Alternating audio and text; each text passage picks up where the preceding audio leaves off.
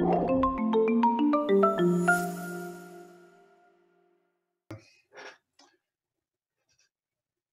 travail au XXIe siècle.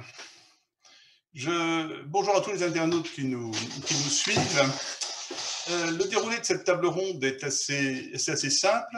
Je vais, dans un premier temps, présenter le thème. Après, je vais présenter chacun de nos participants. Et ensuite, nous aurons un moment d'échange grâce au numéro qui doit s'afficher sur l'écran. Et par SMS, vous pourrez m'envoyer des questions que je traiterai et que je passerai à nos intervenants. Alors, le travail au XXIe siècle, je crois que c'est une question qu'on peut structurer autour de trois approches principales. Une première approche quantitative, une approche qualitative et une approche en termes d'organisation du travail et de management. Alors, l'approche quantitative, finalement, c'est combien d'emplois seront disponibles dans les années à venir, compte tenu du développement de l'intelligence artificielle et de la robotisation. Alors, il y a une citation ça me fait penser à une citation de Colbert que je trouve assez intéressante, c'est qu'il recevait un inventeur d'une machine agricole qui permettait d'économiser le travail de 6 hommes sur 10. Et Colbert répond à cet inventeur: mon souci, monsieur, est d'occuper le peuple à la mesure de ses facultés, afin qu'il vive doucement de son travail, et non de lui ravir le peu d'activité qu'il a. Je crois que cette citation montre le caractère extrêmement durable de l'interrogation sur le travail, au-delà du XXIe siècle, et aussi sur le rôle de l'État par rapport au travail et par rapport à son partage. Je crois que Thomas Breda aura des choses à nous dire là-dessus. Alors, qui occupera les emplois donc dans les temps à venir? Les seniors ou les juniors? Là-dessus, il y a une question du pacte générationnel qui se pose aussi. Et puis, il y a aussi une interrogation, je trouve, par rapport au quantitatif, c'est que valent les projections actuelles sur le nombre d'emplois dans les années à venir, que ce soit dans les années à venir ou dans la décennie à venir. Deuxième approche, une approche plus qualitative, c'est une approche du type quel type d'emploi pour quel travailleur. Je dis travailleurs parce qu'il ne s'agit pas uniquement de salariés. Les statuts juridiques changent, c'est une des questions importantes de cette problématique, avec la question de l'ubérisation du travail, dont nous aurons certainement à reparler. Quelles sont les compétences attendues de ces travailleurs? Évidemment, quelles seront les incidences sur la formation scolaire, mais pas uniquement tout au long de la vie. Et puis, il y a une interrogation, je crois qu'on abordera avec Pascal Gustin, sur la transformation des emplois. Qu'est-ce que valent ces discours qui nous annoncent des emplois toujours nouveaux, alors qu'en fait, il y a quand même beaucoup d'invariants sur cette question de l'emploi si on se situe dans une perspective plus longue. Et puis, la dernière approche sur cette question me paraît une approche en termes d'organisation du travail et de management. La question du sens du travail, qui se pose de manière, je crois, tout à fait vive, la question de la tâcheronisation des métiers, que vous avez déjà abordé dans vos écrits, et la création de nouveaux collectifs de travail à l'ère du numérique. Et là, on trouve une question qui est extrêmement vive actuellement, c'est le travail à distance. Quid du travail confiné? Comment est-ce qu'on peut encore se motiver en restant devant un écran tout seul toute la journée? Je crois que c'est une vraie question managériale qui se pose. Est-ce que l'on peut finalement travailler ensemble, sans présence physique? Car je crois que c'est tout à fait nouveau depuis l'origine du monde, depuis qu'on a été chassé du paradis terrestre, de se retrouver comme ça, chacun devant un écran pour travailler. Alors, pour répondre à ces questions, je remercie les intervenants qui sont là aujourd'hui. Je vais donc vous les présenter, en commençant par Laura Khoury. Laura Khoury, bonjour. Vous êtes chercheuse. Vous êtes actuellement postdoctorante en économie du travail, en économie de la criminalité, tout un sujet, au centre de recherche expérimentale. Vous travaillez sur l'équité, les inégalités et la rationalité. Je précise que vous êtes à Bergen, en Norvège. Il fait beau chez vous, là, ça va?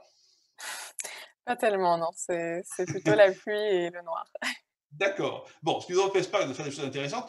Vous avez eu un prix tout récemment, le prix de l'AFSE. Hein, vous avez été lauréate de ce prix, qui est un prix qui est délivré par l'Association française de sciences économiques et avec le soutien de la Fondation Banque de France pour la recherche. Donc bravo. Je vais vous Merci. présenter ensuite par ordre alphabétique. Les hommes, Thomas Breda, vous êtes professeur associé à la Paris School of Economics et vous êtes chargé de recherche au CNRS. Vos travaux portent principalement sur les normes sociales, sur les inégalités, et en particulier les inégalités de genre et les négociations collectives. Je crois que vous aurez l'occasion de nous en reparler. Vous avez un article à nous montrer, Thomas, des choses que vous avez faites récemment ou pas? Et non, je devais vous montrer un exemplaire de mon livre, mais je ne l'ai pas retrouvé, donc je suis désolé. C'est pas grave. Mais il se trouve sur Internet facilement. D'accord. Pierre-Yves Gomez, vous êtes professeur à l'EM Lyon. Vous êtes aussi directeur de l'Institut français de gouvernement des entreprises. Alors, votre champ de recherche, c'est celui de la place de l'entreprise dans la société, avec deux dimensions. Celle du gouvernement d'entreprise, thème sur lequel vous êtes fort connu et reconnu, et sur la question du travail et de son organisation, en tant que le travail détermine aussi de nombreux aspects de la vie en société. Pierre-Yves Gomez, je crois que vous êtes chroniqueur au Monde aussi, et je crois que vous avez des ouvrages à nous montrer, vos derniers ouvrages. Est-ce que vous pouvez nous montrer vos derniers livres? Alors, oui, je vais faire mon Bernard Pivot à votre place. Voilà. Alors, le dernier, c'est L'esprit malin du capitalisme. Voilà, 2019, voilà. C'est ça? Sur l'évolution du capitalisme spéculatif. 2019, l'évolution du capitalisme spéculatif. Et sur le travail, et puis, disons, le travail invisible, 2013. Oui. 2013. Intelligence du travail, 2016. D'accord. Et Penser le travail avec Marx, dans une collection que je dirige, Penser avec. Là, c'est le travail avec Marx. 2016 aussi. Voilà, j'ai fait ma petite vente à domicile, bien sûr. Les ouvrages qui se trouvent tous dans les meilleures librairies auxquelles on ne peut pas accéder en ce moment. Pascal Gustin, merci d'être avec nous. Vous êtes donc le président directeur général de la société Algoé, qui est une entreprise de conseil basée à Lyon et à Paris, c'est une importante structure de 200 personnes. Vous intervenez depuis plus de 35 ans dans tous ces champs et vous travaillez en particulier dans le domaine des transformations stratégiques des organisations, du management, de l'innovation et de l'élaboration des politiques et stratégies économiques.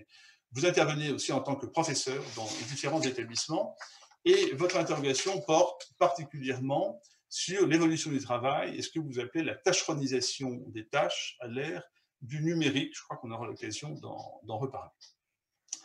Voilà, donc je vous remercie pour vos interventions. Je vais d'abord céder la parole à Thomas Breda, pour 10 minutes, Thomas. Voilà, on va rester dans le cadre. Et je rappelle aux participants sur Internet qu'ils peuvent nous envoyer des questions à un numéro qui doit s'afficher sur l'écran. Thomas, la parole est à vous. Eh bien, merci beaucoup. C'est toujours un peu bizarre de parler à plein de gens qu'on ne voit pas, mais on va supposer qu'ils sont nombreux, que vous êtes là. Donc moi, c'est une vraiment vaste question, cette question du travail au XXIe siècle. Il y a beaucoup d'aspects. Je pense que Hervé a résumé très bien, très vite, presque l'essentiel de ces aspects, mais on ne va pas parler de tout dans les détails. Et donc, je vais essayer de vous faire un petit bilan de cette question qui nous taraude tous, c'est est-ce que les emplois vont disparaître? Est-ce qu'ils vont tous être remplacés par des robots, de l'intelligence artificielle? Et donc, dans quelle mesure ça va effectivement être le cas ou pas? C'est le genre de question qui suscite parfois des interrogations ou parfois des craintes. On a pu se poser des questions, ou tout un chacun s'est posé des questions sur comment ça se fait qu'on travaille aujourd'hui autant qu'avant, alors qu'il y a eu tant d'innovations. Il y avait un économiste français bien connu des 30 Glorieuses, qui s'appelle Jean Fourastier, et qui pensait que le progrès technique allait mettre fin au travail, que le travail allait finir par disparaître, que les hommes, les femmes allaient pouvoir se reposer. Et c'est pas advenu, pour des raisons sur lesquelles tout le monde n'est pas d'accord, mais j'essaierai d'en dire un mot, en tout cas de mon avis là-dessus.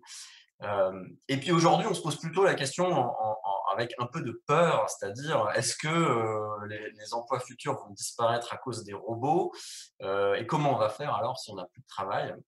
Donc, c'est des questions qui peuvent susciter tantôt des espoirs de pouvoir se reposer, tantôt des craintes de ne plus pouvoir travailler.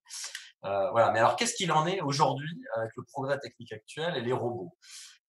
Donc, bon, on voit des tâches d'abord répétitives qui peuvent être remplacées par les robots, et puis plus récemment même des tâches plus complexes faites par des gens très qualifiés. On a l'exemple par exemple de l'intelligence artificielle qui va pouvoir détecter des cancers sur des IRM, et des études ont montré que les intelligences artificielles pouvaient faire ça mieux que les médecins. Peut-être moins connu, il y a un article d'économie très spectaculaire qui regarde les décisions de remise en liberté par les juges aux États-Unis. Dans quelle mesure les juges prennent des bonnes décisions quand ils décident de remettre des gens en liberté? Eh ben, ils ont montré que si on faisait travailler une intelligence artificielle, enfin c'est ce qu'ils ont fait, à partir des mêmes données sur le profil des gens qui sont incarcérés, ce qu'ils ont fait, le type de crime qu'ils ont commis par le passé, on pourrait en fait réduire le crime de 25% en remettant en liberté les bonnes personnes plutôt que les mauvaises, sans changer le nombre de personnes en prison. Donc, on aurait toujours autant de monde en prison, mais on réduirait le crime de 25%. Et on peut aussi faire autre chose, c'est décider d'avoir le niveau de crime qui reste constant. Et dans ce cas-là, on pourrait baisser le nombre de gens en prison presque de moitié, 40%. Voilà, genre de progrès spectaculaire que les technologies permettraient. Donc voilà, combien de métiers ça touche finalement, comment ça marche? Alors, il y a une étude qui a fait beaucoup de bruit par des chercheurs anglais, à Oxford notamment, donc Frey et Osborne en 2013. Ils ont fait une prédiction totalement apocalyptique, comme quoi 47% des emplois disparaîtraient d'ici 2030. Et aujourd'hui, là, on devrait déjà en avoir un gros paquet qui aurait disparu. Donc, aux États-Unis, 47%, la moitié, donc vraiment totalement apocalyptique. Moi, je vais essayer de vous dire très rapidement comment ça marche, comment on arrive, les experts arrivent à ce genre de prédiction. Et alors, eux, c'est des chercheurs, ils ont fait des statistiques, etc. Donc, tout ça avait l'air extrêmement solide. Mais derrière, ils ont une sorte de vernis de statistiques et de mathématiques et de modèles compliqués. En fait, le cœur de ces prédictions, c'est de demander à des gens. On demande à des experts. Ce qu'ils ont fait, c'est qu'ils ont réuni dans une sorte de groupe de travail une dizaine ou une quinzaine d'experts, et ils leur ont dit, bon, est-ce que vous pensez que tel type de tâche, ça peut être remplacé par des robots, ou tel type par des robots? Donc, ils ont fait une liste des tâches que les robots pourraient remplacer. Donc, de temps en temps, les experts n'étaient pas d'accord, puis des fois, ils étaient d'accord entre eux. Voilà. Ça pose plein de questions. Quels experts? Est-ce que les experts ont raison? Comment on fait vraiment? Ils ont fait ça un peu en rigolant, comme ils ont pu. Et puis après, une fois qu'on connaît les tâches, il faut essayer de savoir si elles sont importantes finalement. Une fois qu'on sait que toutes les tâches répétitives manuelles peuvent être remplacées par des robots, qu'est-ce qu'on fait? On prend des données qui permettent de mesurer le nombre d'emplois, le nombre de métiers qu'utilisent ce genre de tâches répétitives. Et en combinant l'avis des experts et puis des données sur les métiers, on arrive à dire 47% des métiers utilisent ces tâches qui vont être remplacées par des robots. Alors, ça a très mal marché, les experts se trompaient, donc au début, finalement, ça a mal marché, mais aujourd'hui, l'OCDE, qui est l'Organisation des pays développés, utilise un peu la même méthode, mais fait des choses plus sophistiquées et aboutit au fait qu'il y aurait 15% des emplois qui seraient détruits d'ici 15-20 ans. Alors là aussi, on n'en est pas sûr, en fait, on n'est pas certain, mais bon, il reste clair quand même sur le constat que des emplois vont disparaître, à moins qu'on arrive à mettre fin au progrès technique et qu'on décide d'arrêter la robotisation et l'intelligence artificielle, tant bien même qu'on serait capable de le faire et qu'on voudrait le faire. Mais ça semble totalement improbable. Donc, il va y avoir des emplois détruits, et cette étude-là est sans doute une bonne estimation. Donc, 15%, ils ont des meilleures données, c'est pour ça qu'ils arrivent à des résultats différents, c'est-à-dire qu'ils observent directement les tâches que font les gens. Donc, ils ont des données où ils ont des gens qui disent « moi, dans mon métier, je fais telle et telle tâche ». Et en combinant ça avec ce que pensent les experts sur les tâches qui peuvent être remplacées par des robots ou pas, ils arrivent à dire c'est 15% d'ici 15-20 ans, 15% des métiers, des emplois qui vont être totalement remplacés par les robots. Et ils disent il y a 30% des emplois qui ne vont pas être totalement remplacés, mais quand même beaucoup affectés. Donc, on arrive aussi à quand même 45% beaucoup d'emplois. Donc voilà, donc ça, c'est des emplois qui vont disparaître. Maintenant, dans cette question du travail au XXIe siècle, il faut aussi essayer de savoir s'il va y avoir des nouveaux emplois. Parce qu'il y en a qui disparaissent, mais après tout, il pourrait y en avoir des nouveaux à la place. Et ça, c'est l'histoire du progrès technique depuis des siècles, si j'ose dire. Ça a toujours été comme ça. l'économie Schumpeter parle de création destructrice liée au capitalisme. Quand il y a des innovations, des nouvelles technologies, ça détruit des emplois, ça fait des entreprises qui ferment, mais il y a aussi d'autres activités qui se créent liées aux innovations. Et donc, on peut citer des exemples. Prenons les chauffeurs de taxi, par exemple. Quand les voitures n'existaient pas, il n'y avait pas de chauffeurs de taxi. Alors maintenant, peut-être les chauffeurs de taxi vont disparaître, mais c'est un métier qui lui-même n'existait pas il y a 5 siècles. Donc, c'est un métier qui est apparu puis qui va disparaître. Les ingénieurs aussi, c'est quelque chose de relativement récent. Et puis maintenant, à l'ère de l'intelligence artificielle et des ordinateurs, on peut citer les développeurs, tous les travaux de sécurité informatique, de maintenance informatique. Enfin, plus on utilise des ordinateurs, finalement, de manière assez évidente, il y a des métiers liés au développement de logiciels, au développement d'applications, mais aussi à la maintenance et à la réparation, parce que, ou au service d'aide aux clients, etc., qui vont avoir besoin d'aide avec ces technologies. Donc, des nouveaux métiers. Et donc, finalement, la question, c'est est-ce qu'il y a plus de métiers qui disparaissent que de métiers qui se créent? Et ça, en fait, on n'a pas de réponse constante au cours du temps. Ça dépend, ce que disent les économistes là-dessus, c'est que ça dépend du type de révolution technologique auquel on fait face. Donc, il y a eu des changements technologiques pour lesquels, en fait, il y a eu plutôt plus d'emplois créés, et puis il y en a d'autres pour lesquels c'est plutôt moins. Et avec les changements technologiques actuels, personne n'est très sûr, mais l'idée, ce que les gens pensent, c'est plutôt qu'il va y avoir un peu moins d'emplois créés que d'emplois détruits. Donc, les emplois détruits remplacés par l'intelligence artificielle, etc. Il y a d'autres qui peuvent être créés, qui créent des nouveaux besoins, mais on n'est pas complètement sûr du nombre. Et là, les économistes pensent plutôt qu'il va y en avoir peut-être moins de créés. Alors, la question, du coup, c'est est-ce qu'on doit tout faire pour en créer? Est-ce qu'on doit se débrouiller pour créer ces emplois? Et comment on fait? Donc, c'est un peu la fin de mon propos.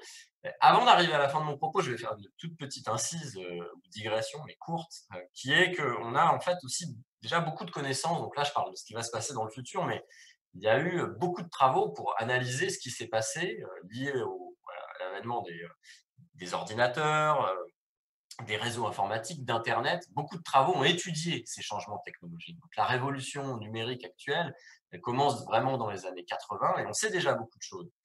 Et ce qu'on a vu jusqu'à présent, c'est pas tellement une disparition de beaucoup d'emplois. Donc, il y a eu des emplois qui ont été détruits, d'autres créés, suivant la mécanique que je viens de vous décrire. Mais en revanche, ça a touché des emplois plus que d'autres. Et donc, jusqu'ici, les nouvelles technologies, elles ont plutôt concerné, elles ont permis de remplacer des emplois assez peu qualifiés ou moyennement qualifiés. C'était typiquement, on prenait un dirigeant d'entreprise avec un ou une secrétaire et lui mettre, ou un cadre, et lui mettre un ordinateur dans les mains rend moins nécessaire le fait d'avoir un secrétaire. C'est l'emploi de secrétaire qui disparaît dans ces cas-là. Et le cadre, lui, devient plus productif parce qu'on lui a donné un ordinateur. Donc, ça va plutôt être des technologies qui vont affecter positivement des gens déjà qualifiés et moins positivement des gens peu qualifiés. Tout ça pour dire qu'il y a aussi des problèmes liés à qui est concerné, quels emplois sont menacés, et donc pour essayer de limiter les effets potentiellement négatifs et les transitions liées au changement technologique. Et donc sur les périodes des années 80 à 2020, on a observé sur le marché du travail une forte augmentation des inégalités de salaire dans la plupart des pays développés. Alors, pas en France. La France est un des pays qui fait exception, mais presque partout dans le monde, les inégalités de salaire augmentent. Et on attribue cette augmentation des inégalités de salaire entre les gens à ces nouvelles technologies via les mécanismes que je vous ai décrits. C'est-à-dire que les technologies rendent plus productifs les gens déjà qualifiés et se substituent aux gens moins qualifiés. Donc, il y a vraiment une réflexion aussi à avoir là-dessus. Et c'est des problèmes que je ne veux pas évacuer dans mon discours final, où je vais en venir maintenant. Donc, ce point final, c'est d'essayer de se poser la question de est-ce qu'il faut vraiment, à tout prix ou pas, chercher à créer des nouveaux emplois. Donc, ce que font les économistes, c'est qu'ils vous disent si le contexte institutionnel ne change pas, si les lois ne changent pas, si les indemnités chômage ne changent pas, si le RSA ne change pas, si de l'autre côté, la façon dont on taxe les entreprises, dont on taxes le travail, les cotisations sociales ne changent pas. Donc, à contexte inchangé, il y a des emplois qui se détruisent, d'autres qui se créent. Maintenant, si on change le contexte institutionnel, si on change les règles, on peut favoriser peut-être la création de plus d'emplois ou pas. Puisque pour que des emplois se créent, la question c'est il faut qu'ils soient suffisamment productifs. C'est-à-dire qu'il faut que le coût à réaliser les nouvelles tâches liées à ces emplois soit suffisamment faible pour qu'un entrepreneur puisse dégager des profits ou vivre avec. Et c'est là que le choix politique, en fait, il est fondamental, selon moi, et que donc cette question de est-ce qu'il va y avoir plus d'emplois ou pas au total, elle est fondamentalement politique et elle dépend de ce qu'on veut faire et de la façon dont on va vouloir ou pas encourager la création de nouveaux emplois. Donc, ce qui peut se passer avec la révolution technologique actuelle, c'est soit on va avoir des nouveaux besoins qui vont se créer, et ça va faire des emplois qui, dans le contexte actuel, vont être suffisamment productifs, et donc on va avoir des nouveaux emplois qui vont se créer, pas de problème de chômage, etc. Mais ce n'est pas trop les prédictions qui sont faites. Donc, si je voulais faire des prédictions peut-être un peu hâtives, ce qui va aussi peut-être se passer, c'est que à moins qu'on ne baisse le coût du travail, c'est-à-dire qu'on baisse le salaire minimum, on baisse les cotisations, on fasse des choses qui font que on va avoir plus d'offres de travail, plus de gens prêts à travailler. À moins qu'on fasse ça, on risque d'avoir moins de création d'emplois que de destruction et donc du chômage, des difficultés à assurer du travail pour tout le monde. Et donc, dans ce contexte-là, on peut se dire, bon, bah, il y a deux solutions. Soit effectivement, on essaye de faire en sorte que les gens puissent travailler, soit on se dit, bah, peut-être c'est maintenant en fait l'occasion de travailler aussi un peu moins et de partager les emplois actuels sans chercher à en créer d'autres. Et cette question, elle est au cœur d'un débat de société qui est dans quelle mesure en fait on veut marchandiser les activités humaines. Beaucoup Une minute, d'activités Thomas, humaines. pour finir. Hein. Une minute, mais j'y arrive, je suis sur la fin. Donc c'est la question, à mon avis, qui est derrière tout ça, c'est à quel point on veut marchandiser les activités humaines. Donc, on a tout un tas d'activités qu'on fait soit au travail, soit dans son temps libre. Et un certain nombre de ces activités peuvent être marchandes ou non marchandes. Je vais prendre des exemples. L'écoute et l'empathie, ça peut se faire via des amis qui nous écoutent ou via des psychologues qui sont formés. Les soins du corps, les massages, la restauration, le nettoyage à domicile, la garde des enfants, tout ça, c'est des activités qu'on peut faire soi-même ou les faire faire par d'autres. Et fondamentalement, si on encourage la création de nouveaux emplois, on va aussi probablement marchandiser des activités qui ne le sont pas aujourd'hui. Et c'est une question de société politique qui, je pense, est au cœur de ces enjeux de création de nouveaux emplois. Pour être peut-être un tout petit peu plus précis, ce que j'essaye de dire, c'est qu'on peut choisir tous de se spécialiser énormément dans nos activités de travail et d'avoir beaucoup de marchandisation des activités qu'on pourrait aussi faire nous-mêmes, comme la garde d'enfants, le nettoyage chez soi, les massages, je ne sais pas, l'écoute et l'empathie, les exemples que je donne. Mais on peut aussi choisir d'avoir peut-être moins d'emplois, plus de partage du travail, plus de temps libre et d'avoir chacun d'entre nous qui continue aussi à effectuer ses activités. Donc il y a vraiment aussi un enjeu de comment on veut se spécialiser, comment on veut marchandiser les activités humaines ou les garder dans une sphère non marchande où on s'échange des services sans se les faire, sans qu'ils soient rémunérés ou payés.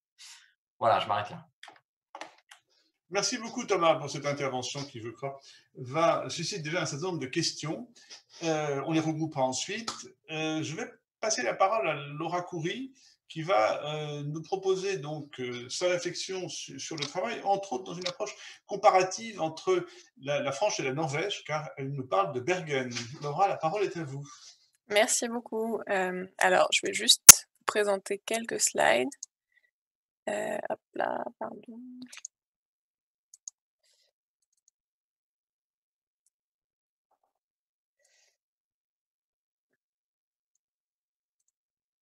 Voilà. Donc, c'est juste pour présenter quelques graphiques Oui, d'accord. pour accompagner. En position, Oui. voilà, parfait. Voilà, donc c'est bon, vous voyez bien? Oui, c'est bon. Alors, donc oui, je vais essayer aujourd'hui de prolonger un peu la réflexion de Thomas qui a abordé le sujet du nombre d'emplois disponibles dans le futur, pour parler plutôt de la qualité de cet emploi et faire un peu un constat des récentes évolutions sur le marché du travail français principalement, mais aussi plus généralement des économies avancées. Donc ce qu'on a constaté ces 2 dernières décennies, c'est une modification de la part des embauches par type de contrat.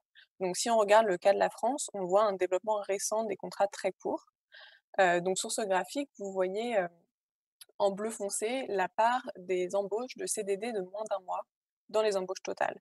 Et donc ce qu'on constate, c'est que cette part est passée de 50 au début des années 2000 à, presque 70 aujourd'hui. Donc on constate vraiment une augmentation massive de, la part des CDD très courts, donc très courts, quand on parle de CDD très courts, en général, c'est de moins d'1 mois, dans les embauches. Et parallèlement, si on regarde la courbe jaune, par exemple, donc les CDI ou, donc les contrats à durée indéterminée, ou bien les CDD de plus de 1 mois, on constate que, ils ont, diminué, parallèlement, ces 2 dernières décennies.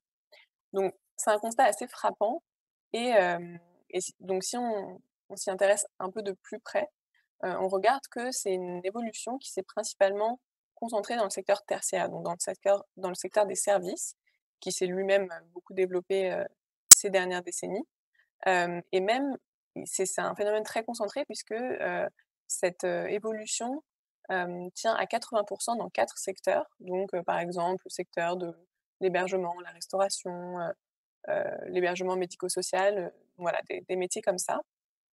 Et hem et donc ces 4 secteurs à eux seuls ont vu, le recours au contrat de moins de 1 mois doubler sur la période, 2000-2017. Et en fait, si on je vous ai présenté, cette évolution en termes de part de l'embauche, mais si on s'intéresse en fait au stock de contrats, donc si on prend à un instant T le nombre de personnes en CDI, le nombre de personnes en CDD courts, on remarque que, cette part est relativement stable depuis les années 2000.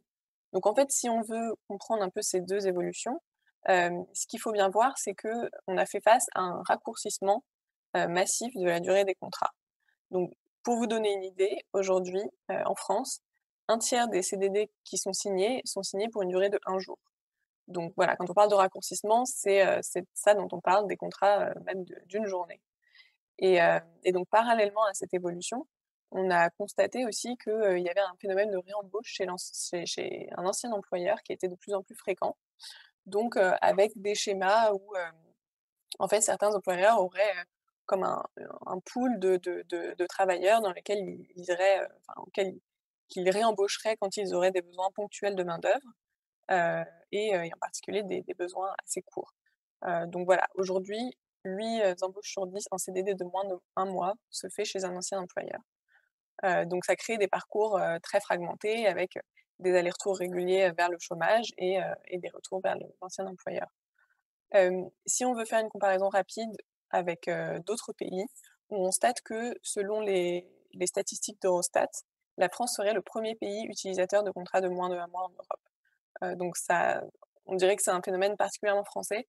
Après, ce constat est un peu à nuancer puisque, là aussi, il y a des problèmes de définition, puisqu'il y a certains types de contrats qui vont pas être définis comme des contrats à durée déterminée, du type, le contrat 0 heure, par exemple, au Royaume-Uni, qui est en fait techniquement défini comme un contrat permanent, mais avec, un nombre d'heures de travail, hebdomadaire, par exemple, qui va changer complètement, d'une semaine à l'autre, sans vraiment d'anticipation possible pour le salarié.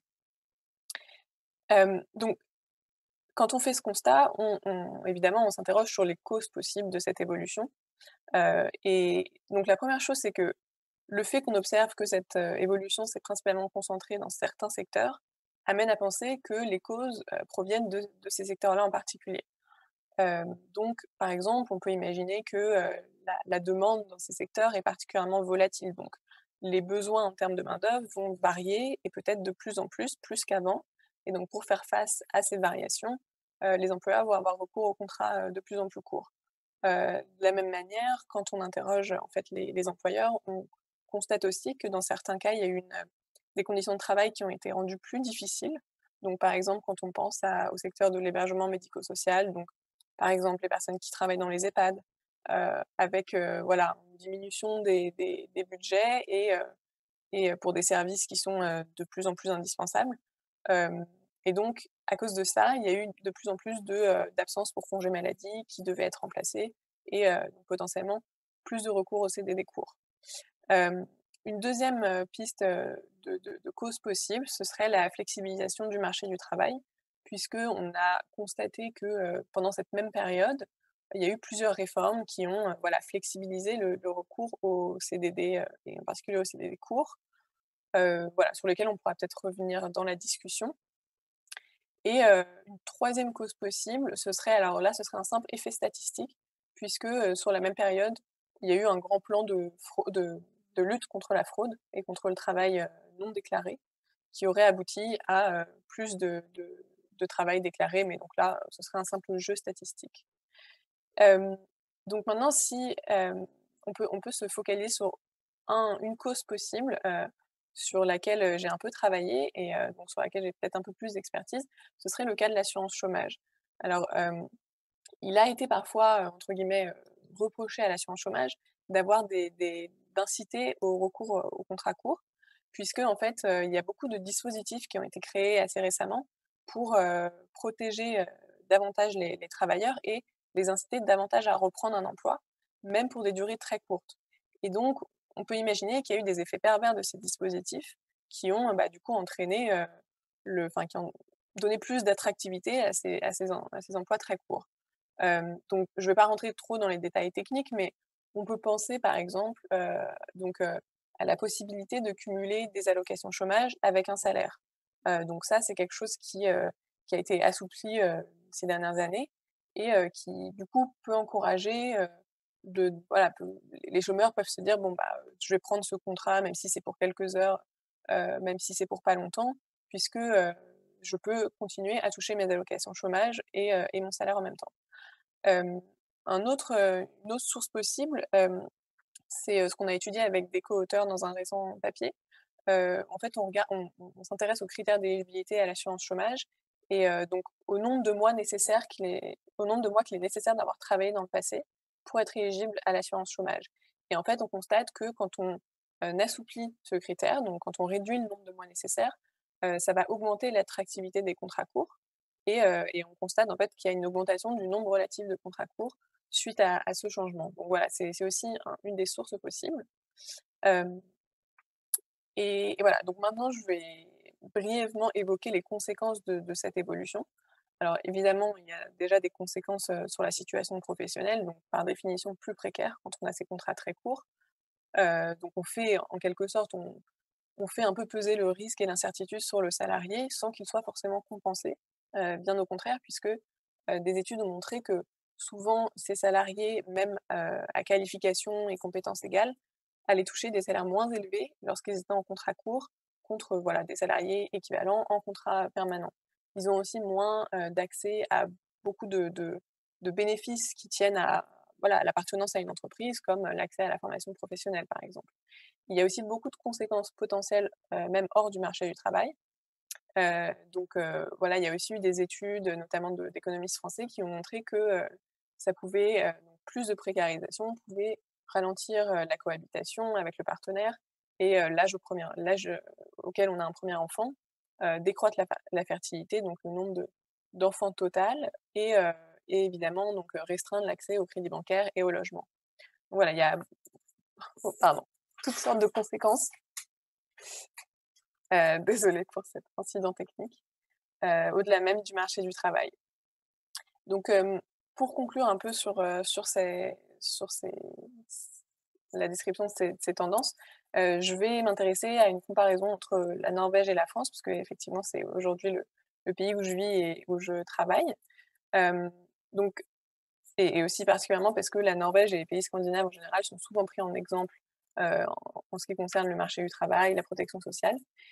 Donc si on s'intéresse par exemple au taux de chômage sur les 40 dernières années, on constate que donc la France, qui est la courbe grise, a un taux de chômage qui a fluctué entre 8 et 12 sur la période, plutôt autour de, 9-10 alors que la Norvège a un taux de chômage, qui est à peu près, équivalent à la moitié du taux de chômage français, sur toute la période. Donc à première vue, on voit qu'il y a une meilleure performance côté norvégien en termes de taux de chômage. Si on s'intéresse au taux d'emploi temporaire, pardon, donc là, c'est défini comme l'ensemble des contrats salariés avec une date de fin prédéfinie, en pourcentage de l'emploi total. Et là, pareil, on constate qu'en France, le taux d'emploi temporaire est bien plus élevé qu'en Norvège et même bien plus élevé que la moyenne de l'OCDE. Donc, encore une fois, ça apparaît un peu comme une particularité française, même si des évolutions similaires ont été observées dans d'autres pays. Mais donc, si on regarde ce dernier graphique, et je vais conclure sur ce graphique, donc ici, on voit le taux d'emploi à temps partiel. Ce qui est un peu différent, c'est ici donc le nombre de salariés ou d'indépendants qui travaillent moins de 30 heures par semaine dans leur emploi principal, parmi l'ensemble des personnes en emploi. Et ici, on constate que la perspective s'inverse un peu, puisque c'est la Norvège qui a un taux d'emploi à temps partiel assez élevé, autour de 20%, alors que la France a un taux d'emploi à temps partiel beaucoup plus faible. Donc, en quelque sorte, on peut se demander si la division du temps de travail, en fait, se fait de manière un peu différenciée dans ces deux pays, où la France aurait recours à des contrats temporaires, alors que la Norvège aurait recours à des contrats peut-être permanents, mais avec un volume de travail horaire qui serait un peu plus dilué dans le temps. Et avec quand même, on peut aussi se dire que même s'il y a davantage recours au temps partiel en Norvège, avoir un contrat permanent pourrait peut-être éviter certaines des conséquences que j'ai évoquées un peu plus tôt. Voilà, je vais m'arrêter là. Merci. Merci Laura, vous êtes parfaitement dans les temps. Merci aussi pour cette comparaison avec la Norvège. On va revenir à des considérations peut-être plus françaises avec Pascal Gustin, qui va maintenant prendre la parole aussi pour une dizaine de minutes. Pascal, c'est à vous. Merci, bonjour à tous ceux qui nous écoutent. Je vais reprendre des éléments qui ont été évoqués par Laura, par Thomas et puis par vous, Eric, avec moins de données économiques, mais plutôt un certain nombre de constats qui sont liés à la pratique, ce que l'on peut voir tous les jours dans les entreprises ou sur le marché, d'une façon globale. D'abord, je voudrais revenir simplement sur quelques tendances qui ont déjà été évoquées, mais des tendances un petit peu structurantes et qui sont des tendances lourdes, sachant que quand on parle du travail au XXIe siècle, là, moi, je parle quand même du travail plutôt en Europe. Il est clair que la structuration, la façon dont on va s'organiser le travail sur d'autres continents risque d'être, dans certains cas, très différent de ce qui se passe en Europe. Donc moi, je parle plutôt de ce qui se passe au niveau de l'Europe. D'abord, il y a quand même une tendance, c'est qu'on commence enfin à aborder la fin de la séparation entre l'industrie et les services. On est encore très organisé et très structuré dans notre pays pour avoir en permanence cette différence. On sait que les industries, le PIB de l'industrie a fortement baissé sur ces dernières années, représente plus de 15% du PIB, mais qu'une partie de l'industrie s'est tertiarisée, a été récupérée. Et dans le tertiaire, qui représente maintenant la part la plus importante du PIB, on évoque en général ce qui peut être le tertiaire supérieur, le tertiaire à haute valeur ajoutée, et puis le tertiaire de services, en particulier de services de proximité. Donc là, on a déjà une séparation par rapport à l'industrie de services qui est en train de se défaire. Et les métiers sont en train de se rapprocher, et en particulier pour une raison simple, c'est que la robotisation, l'automatisation a touché en premier lieu l'industrie. Maintenant, elle impacte de plein fouet l'ensemble des métiers du tertiaire. Donc, tendance bien évidemment très importante, c'est toute cette logique liée à la digitalisation, à l'automatisation, à la robotisation, qui va avoir pour conséquence ce que vous avez évoqué tout à l'heure, Hervé, c'est la tâcheronisation. La tâcheronisation, c'est dans un métier la capacité maintenant à segmenter de façon assez forte l'ensemble d'un processus, l'ensemble d'une chaîne de valeur, même liée à l'individu, et de n'en prendre qu'une petite partie. Ce qui était quelque chose qui avait été fait au niveau de l'industrie, qui maintenant est en train de se dupliquer, de se faire au niveau du tertiaire.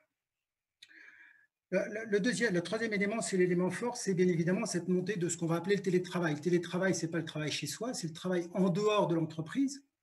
Maintenant, on commence à voir apparaître des acronymes. J'ai vu apparaître des acronymes en anglais, WFA, Work from Anywhere, maintenant le SBF, hein, c'est le sans bureau fixe, qui fait qu'à un moment donné, on ne travaille plus forcément dans l'entreprise, mais on va travailler ou chez soi, ou dans un lieu autre, dans un tiers-lieu.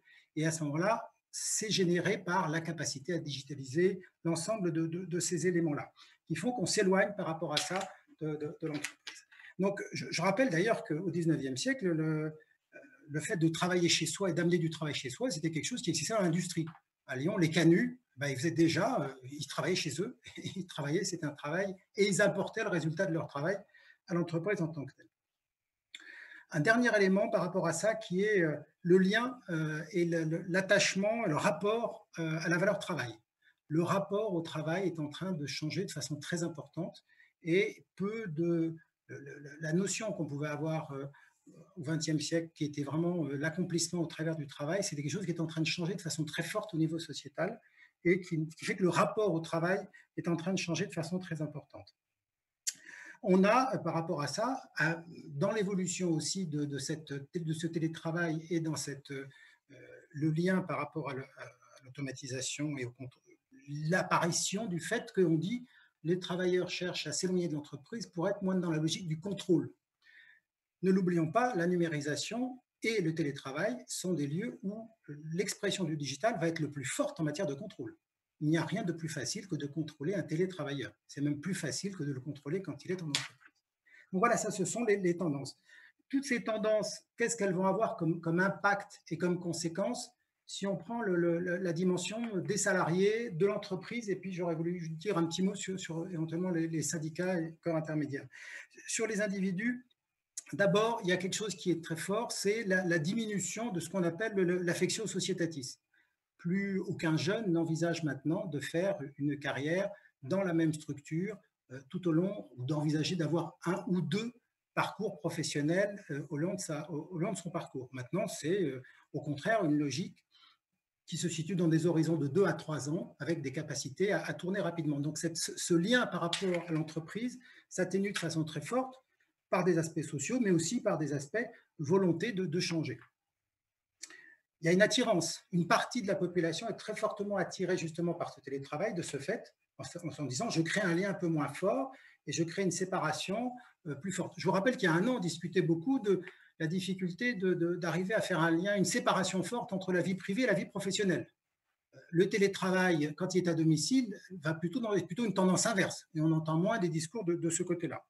Donc cette attirance pour le télétravail, il s'exprime de façon très différente et très, très variée suivant les éléments de la société. Alors dans le tertiaire, bien évidemment, parce qu'il faut bien voir qu'une partie des emplois sont des emplois qui vont être postés ou qui vont se faire sur le lieu même du travail.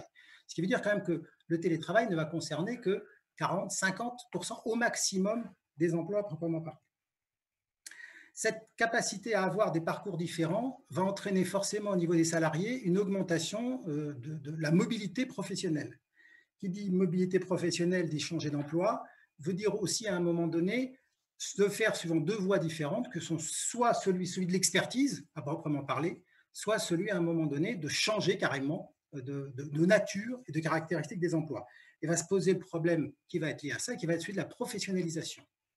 Est-ce qu'à un moment donné, les gens qui vont avoir fait des parcours excessivement variés, mais de courte durée, auront un niveau de professionnalisation qui sera aussi élevé que ceux de leurs aînés? Et on verra qu'au niveau de l'entreprise, ce sont des choses qui vont être gérées de façon très spécifique. Et puis, le lien qui est variable par rapport à la notion de salariat. Je ne pense pas, comme pensait Rifkin à un moment donné, à la fin du travail, je pense plutôt qu'il y aura une baisse du travail salarié, à proprement parler. Pourquoi? Parce qu'il y a une montée très forte des travailleurs indépendants qui est connue au niveau mondial, enfin dans les pays développés, aux États-Unis, en Europe d'une façon très forte. Et là, on a une diminution du salariat avec la montée de ces travailleurs indépendants qui peuvent se structurer sous forme de freelancers, de plateformes de freelance, par exemple, et qui est un mécanisme qui maintenant est excessivement développé. Donc, c'est une volonté d'indépendance aussi de la part, et une aspiration de la part des individus à prendre en main leur propre destin. Au niveau de l'entreprise, tout cela a un impact qui est le plus immédiat tout de suite, c'est en fait cette recomposition à un moment donné des chaînes de valeur dans le travail, mais aussi une recomposition des chaînes de valeur dans les secteurs où sont présentes les entreprises, entraîne les dirigeants à remodeler leur modèle économique. Et remodeler le modèle économique qui porte essentiellement sur la forme et la structure des compétences et des salariés qui sont présents dans l'entreprise. Ça veut dire que cette recomposition des modèles économiques, elle va se faire en grande partie en tenant compte du fait qu'il n'y aura plus des salariés, il y aura des structures et des formes de salariés et d'emplois qui seront très différentes. Entre les salariés permanents, on va chercher à préserver, et puis, à un moment donné, une grande partie de travailleurs qui vont être utilisés par rapport à des projets qui vont fonctionner sous forme d'indépendants, qui vont rentrer et sortir. C'est ces fameux contrats courts dont parlait Laura et qui renvoient à des modes d'organisation en mode projet dans les entreprises où on va travailler sur une segmentation beaucoup plus forte des opportunités de business. Et à ce moment-là, on aura bien évidemment des structures et des formes d'employabilité des gens qui sera différentes.